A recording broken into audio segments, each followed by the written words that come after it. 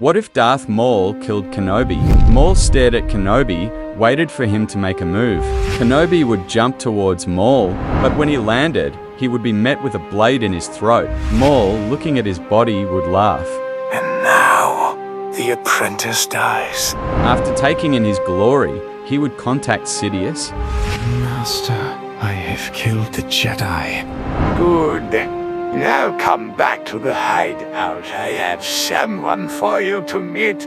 My apprentice. After that, Maul would enter his ship and would fly away to meet his master.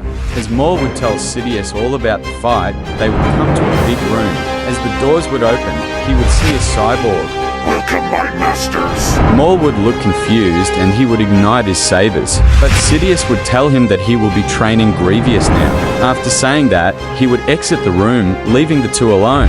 13 years later, we would see Anakin training against a Sith droid. It would act like Maul in battle, and each time Anakin won against it, he would rebuild it and make it stronger.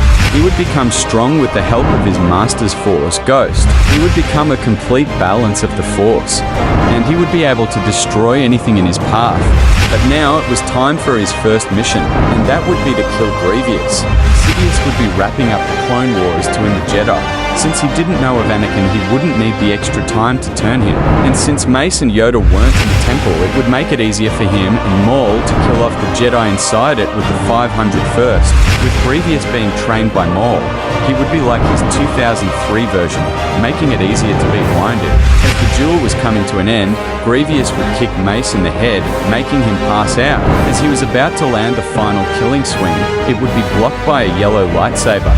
Hello there, Grievous. The figure would take his mask off, showing that he is Anakin Skywalker. Skywalker would get into his main form, Naman. Then he would launch an offense, simply toying with the general. I thought you'd be better, droid. You act like a god. Then he would cut the general in half.